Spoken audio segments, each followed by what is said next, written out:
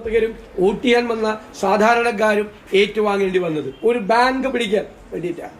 ഒരു കാര്യം മനസ്സിലാക്കേണ്ടത്, കേരളത്തിലെ സഹകരണ ബാങ്കുകൾ ഒരു കാലത്തും ഇല്ലാത്ത പ്രതിസന്ധിയിലൂടെ പോകുന്ന കാലത്ത് എല്ലാവരും ഒരുമിച്ച് നിന്ന് അതിനെ സംരക്ഷിക്കണം എന്ന് മുഖ്യമന്ത്രിയും സഹകരണ മന്ത്രിയും പറഞ്ഞ് നാവെടുക്കുന്നതിന് മുമ്പാണ് ഞങ്ങളുടെ നേതൃത്വത്തിലുള്ള ഒരു സംഘത്തെ പോലീസിനെ ഉപയോഗിച്ചു, അതുപോലെ ഗുണ്ടകളെ ഉപയോഗിച്ചു പിടിച്ചെടുക്കാൻ, ക്രൂരമായ മർദ്ദനം അയച്ചുവിട്ട് പിടിച്ചെടുക്കാൻ ശ്രമിച്ചത്.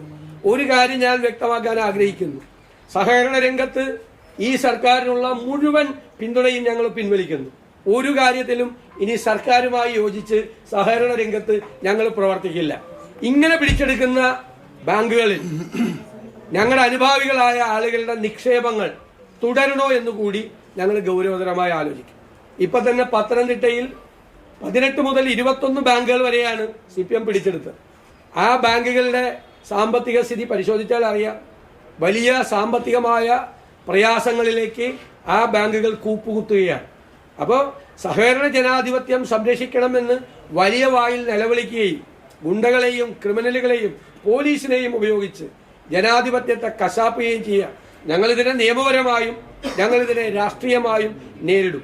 ഇങ്ങനെ പിടിച്ചെടുക്കുന്ന ബാങ്കുകൾ മുന്നോട്ട് പോകണമോ എന്ന്, അവിടെ നിക്ഷേപം തുടരണമോ എന്ന് ഞങ്ങളുടെ അനുഭാവികൾക്ക് നിർദ്ദേശം കൊടുക്കണോ എന്നുള്ള കാര്യം പോലും ഞങ്ങൾ ഗൗരവതരമായി പാർട്ടി ആലോചിക്കും.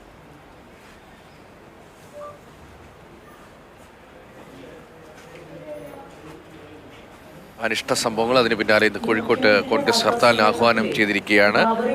സഹകരണ മേഖലയിൽ സർക്കാർ നൽകിയിരിക്കുന്ന എല്ലാ പിന്തുണയും പിൻവലിക്കുന്നു എന്ന വളരെ പ്രധാനപ്പെട്ട, സഹകരണ മേഖലയുമായി ബന്ധപ്പെട്ട വളരെ പ്രധാനപ്പെട്ട ഒരു പ്രഖ്യാപനമാണ് ഇപ്പോൾ VD സതീശന്റെ ഭാഗത്തുനിന്നുണ്ടായിരിക്കുന്നത്.